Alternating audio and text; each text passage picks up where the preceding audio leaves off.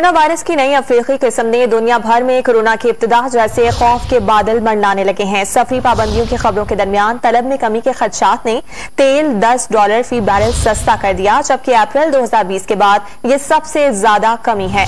आलमी मंडी में Brent crude की कीमत में 11.6% कमी हुई, $9.5 फी बैरल कम होकर $72.72 पर बंद हुआ।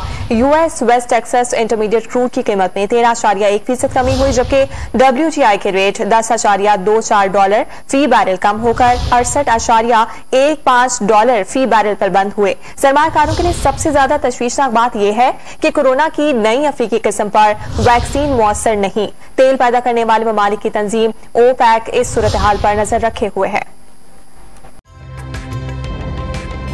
ताज़ा तरीन वीडियोस के लिए हमारा YouTube चैनल सब्सक्राइब करके बेल आइकन प्रेस कीजिए ताकि आपको मिले हर अपडेट सबसे पहले।